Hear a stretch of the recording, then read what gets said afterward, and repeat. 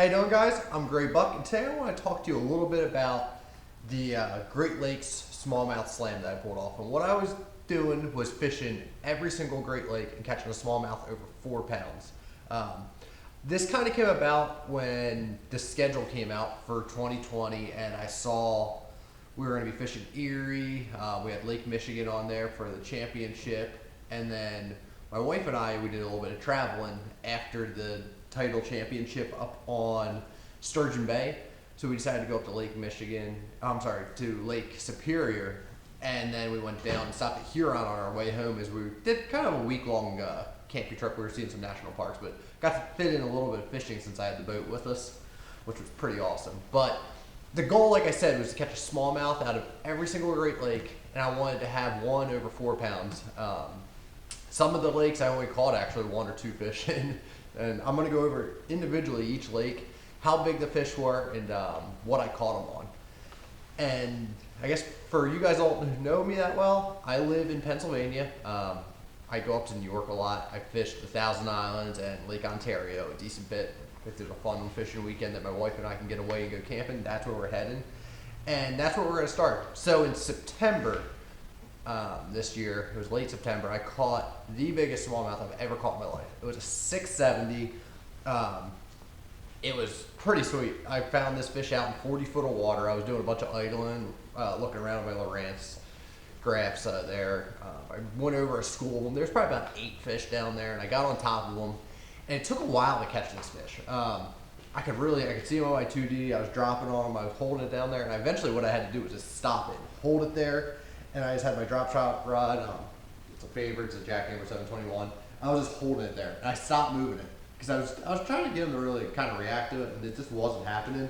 So once I just held that bait there, it might have been a minute, and all of a sudden it just kind of got heavy. And I reeled down, and I leaned into her, and that fish came up, and it was massive. You'll see in the picture here. Its body. It was unlike any other fish I had caught before. I've had a couple 6.5s, but this one, I don't think it was as long as some of those other 6.5s. It was super blocky. It was getting fed up for the winter, so that was where I put all the weight on. I caught that on a Z-Man trick shot. It's the 3.5-inch version. You can see here. That's going to be the name of the game. I've caught most of my fish this year on that for the smallmouth. This color right here, it's Gobe Bryant. It's my favorite color if the lake has a lot of gobies in it, which I believe most of the Great Lakes at this point do. But I take that. I take a Hayabusa. It's a size 1, or sometimes I use a size 2. It's a DSR 132, and I use the HD version. It's a heavy-duty hook. Even when I hook those smallmouth, even though it's on a spinning rod, I really like to lean into them and kind of just get them up. But we'll go over all that. If you stick around until the very end, that's when I'll go over the rod, line, hooks, all that stuff for you. But that was a great lake that I started off on. I fish Ontario a bunch throughout the year, but I want to talk about the biggest one I caught there. So that was the 670. And then from there, we'll keep working our way up through the lakes. Lake Erie was the next one. I fished that for one of the FLW Pro Circuit events, and that was out of Sandusky, Ohio. It was a good lake. I fished out of the Buffalo side once, so out of the east end. This is my first time I'm fishing the west end. Didn't realize how many different walleye and drum were down there. They were mixed in with the smallies, so when you would be idling around looking with your Lowrance, you had a lot of other fish down there. So I actually would drop an aqua view and kind of sneak up on them and be able to tell what was what without having to fish as much. But to get back to that, I don't know the exact size of my biggest fish. They came during the tournament. On day probably 1 and 2, I caught a couple that were between 4.5 and I don't think I had a 5-pounder, but most of those fish again were coming on that trick shot. I was throwing it in green pumpkin as well as the black color. I like throwing the black a lot. I don't know if it just looks like a leech or something else down there. Depending on the day, how the sun set up. If it's cloudy out, that black color's secret little bait there that really catches them. So that was pretty cool. I caught, I think the second day I had 22.5 pounds, which was a good bag. It really bumped me up in the standings. I had a rough first day. I just didn't get on what I was trying to right away. But we kept going through it, got those fish. Really highly recommend going to Erie out of Sandusky there. There's a lot of fish out there. And it's fun because you catch a lot of other things. If you weren't fishing a tournament, you could take a kid out there and go catch a bunch of walleye and drum, and they would have a blast. So I highly recommend checking out Erie. We'll keep working our way up, and just, not that it's a great lake, but Lake St. Clair, I did fish one day in my practice up there. Caught a bunch of fish. I think I had one that was probably 4 pounds, maybe, but a bunch of threes and whatnot out there fishing that grass. That wasn't for me. That's why I went to Erie for the tournament and fished there. And then, let's see, Huron would be the next one in the order. I hit this one on my way home from the trip I was doing with my wife. We were up at Lake Superior. We went to Pictured Rocks, and on the way home we camped right near Huron. And this was actually the last lake that I needed to catch a fish in to complete that smallmouth slam. And when we first got there, we launched, and it was a windy day. It was blowing 15, 25 miles an hour. It was awful. We got out there, and I was running the boat, and we were bouncing around, and I'd never been there before, so I didn't know where the rock was. I was just trying to find some points. I found some like underwater shoals, found a little bit of rock on the one side. Wasn't overly impressed with it. I caught a couple drum in probably an hour and a half that we fished. Then we finally called it. We just got off. And we went back to the campsite, set our tent up, hooked our Traeger up, got dinner, ate. And we still had about 2 hours of light. And at that point, the wind was still gusting real hard, but we were closer to the other side of the bay we were fishing in, and you were able to get tucked kind of away. So I went out there, and I started just kind of looking and graphing, and then I found there was this big island out there, and it had some like riprap on it, it had a dock on it, and I went in there and I just started pitching a drop shot around again. That was with the that trick shot. That was the black one that day, and I pitched it up to the side of this like dock with the riprap on it, and I hooked one, and it was big, and it comes out of the water. It ended up being like a 4 1/4 pound smallie. It was a real nice fish. It was kind of different markings that you'll see here, but I was super pumped because that was the last fish I needed to catch for the smallmouth slam on all the Great Lakes. So that was really, really cool. It was a really satisfying fish to catch. We fished for a little bit longer after that too, and we caught some more small ones. I think we had a couple 2-pounders. But for only having probably, I bet we fished 3 or 4 hours that day, and with the wind conditions and not ever being there before, I was happy with it. All right, so then we go up to the next lake, which would be Michigan, which might be my favorite one. I really enjoyed there. We fished out of Sturgeon Bay. If you don't know where that is, it's just north of Green Bay. It was on that Door Peninsula. And I went there and practiced for the first time after the Mississippi FLW Pro Circuit event. All I did is spent 2 days just idling. I idled for 14 hours the one day and then 11 the next, and I drove home. And what that let me do is find all that rock on my Lowrance on the side imaging. If you want to see that, you can go to a different video. I have lots of idling videos showing you how to find the rock and all that out there. But with finding that, that became key when I came back for practice for the FLW Pro Circuit, the title championship.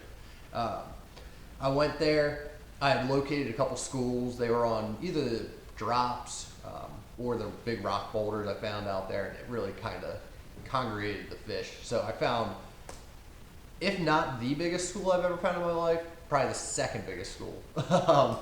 This one area was just absolutely loaded. You got to go back, watch another video where you can see me catching all these fish. The first thing in the morning on day 2, I dropped down. I went 4 for 4 to start the morning, or during the day. Then on day 3, I pulled up on another spot that I had marked, and I was kind of saving it for the third day, which was the knockout round. It was kind of different, being the Major League Fishing rules. But I went 5 for 5 on my first 5 drops. It was absolute chaos. It was a great way to start the morning, a lot of fun. But my biggest fish didn't come that day. I was catching a lot of 4-pounders, caught a couple pushing 5, but I couldn't break that 5-pound mark for some reason. And it just, they were down there in that school too, because like I said, I'm telling you, there was 100, maybe 1,000 fish down there. It was unbelievable in such a small area. But on the final day of the tournament, the wind was ripping. It was blowing 15 to 25. Instead of blowing out of the east or south. It started coming out of the northwest, which came down the entire Green Bay part of the lake, and it was rolling. The wind was it was violent out there. There was probably 3-footers in the morning when we started, and they were getting up to like 6 by the time I got out of there, about an hour and a half later. And that was the only time I got to spend on that side of the lake. But I caught 3 to start the morning, and then I made a move, and I was fishing, and I caught one, I think it was 5 1/4. I can't remember. You'd have to go and watch the FLW, the live show. It was a big one. It was over 5 for sure. It was the first one I caught that week, so I was pretty pumped about that. And it was cool because it was on camera. So if you want to check that out, you can go see it. The final place that I went to might have been the most pretty of all the lakes out of that I've been to. At least that section was up at Lake Superior. And we went to, like I said, Pictured Rocks National Park, National Lakeshore, whatever it's called.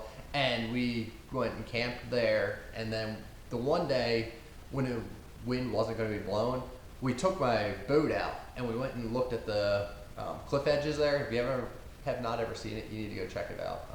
I highly recommend it. It was beautiful. And while we were out there with the conditions, it was pretty nice. And I really wanted to try to catch a smallmouth there. So I didn't know exactly how I was going to go about that. I started playing around, started graphing a bunch of stuff, and I was marking fish. I don't know for sure what they were because they were deep. The water there, I believe it was 64, and that was in late August, which I couldn't believe it. I guess being such a deep lake, as soon as you got off the bank there or away from one of the shoals, it dropped into a couple 100 feet of water. So being such a deep water body just didn't warm up like a lot of those other places do. But I played around, probably had 3 or 4 hours again to fish this lake, and that was the only day I was going to get out there. So I was putting the work in, I was really trying, and I was striking out. I didn't have a bite. I couldn't get anything going out deep where I thought they'd be in that 20, 30 foot of water. I looked out deeper, I looked up shallower, and just, it was not happening. It had awesome rock. The water was so clear. It was beautiful up there. And I eventually went up shallow, and I was just looking around, and I was fishing. We were working our way back to the ramp. This was going to be the last spot. And I found saw this like rock strip that was just in the water, probably 8 foot of water. And I picked up a jerkbait. I picked up the 110 there. You can see it. That's one of my favorite colors for catching smallmouth on. It's just real pretty. Fish love it. And I was throwing that out there, and I was jerking it. And as soon as I got over that patch, the dark patch, I couldn't see the fish, but it loaded up on it. And I leaned into it, and I was so happy. It was such a cool experience. It was the only fish we ended up catching there. It was just over 4 pounds. I don't remember exactly, but it was a good solid fish. This one had real distinct markings, and I think it was because it was up on like a sandy flat that had some rock on it. So it was like a mix between when they changed their color to like that real light pale stuff to match the sand, but then it started having these bars on it too, from being on the rock. So it was kind of cool. Really pretty fish. You'll see it here. But that one I was throwing on, it's a favorite rod. It's the Rush. It's the 701. That's the one I like to throw it on. I throw it on a slower bait caster. I throw it on a 630 to 1 reel. I was throwing it on 12-pound Seaguar and VizX line, and that's just, I think that lets it get down deep enough, but it also is pretty strong. If you need to get down deeper, you could go down the 10-pound line if you want to. But then let's finish up. I want to talk about my rod and reel. I know a lot of people have asked me throughout the year, and it's a favorite rod. It's the Jackhammer series, and this one is the 721 medium heavy. This thing, if you're fishing the Great Lakes and you're catching big smallmouth that are over like 3 to whatever, they get up to 7 pounds, 8 pounds, this is the rod you want. It's not the softest rod in the world, but it's got plenty of backbone. It's got a lot of tip in it, so you can get those fish, and it loads up pretty nice. It's fairly parabolic on that end. And what that does is just when you reel down, you get on top of those fish, you drop on them, you just reel up, you can just reel and pull into them. You're not snapping the hook, you're not crushing them, you're just reeling, pulling hard into them, and that just makes all the difference. I didn't lose that many fish, and this was my first year using that jackhammer. And I can tell you, it's my favorite drop shot rod I've ever had out of any of them in my life. It's got this cool little hook, or you put your weight on here. I don't have the line hooked up, but you take your drop shot weight, it'll sit right in there. So then it keeps your braid away. So it's good that way. Braid wise, I like to use braid, more sensitive. You can feel more on the bottom. I also like to use, it's called Flash Green. It's by Seaguar. It's a Smackdown braided line. It's 20 pound. And this one I like because it's just kind of, it's bright. So when you have it in the water, if your line jumps or for some reason you don't see it or you make a long cast, you can just get better visibility out of it.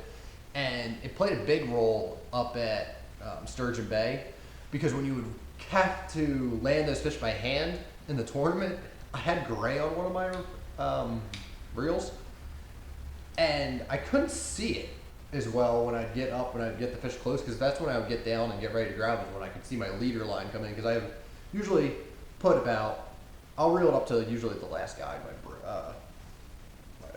fluorocarbon. That's Seaguar as well. It's Tatsu. I use 8 pound 90% of the time, but I'll go into that a little bit more. But that yellow or green, the flash green, when I would see it get into my guides, that's why I knew I needed to get down there. I could go and scoop those fish. With the gray, it was really hard, and I'd sometimes pull the fish up too close, and I'd get them tight, and it was just hard to land them that way. So, highly recommend getting that line. Make sure you have a reel that has good drag system in it. This is a favorite reel. This is the jackhammer reel as well. It goes well with this rod. This is a 2500. I like the bigger spool sizes, 2500. Some other reels you can go up to a 3000. And it just lets you pick up more line as you're fighting those fish. Because those smallies, like, you know, they come flying out of the air, they go back to the bottom. You really got to battle them. And that's where having a good reel and good drag system is important. So the line, that's, like I said, Seaguar, it's Tatsu that I use. That's use it just for my leader material.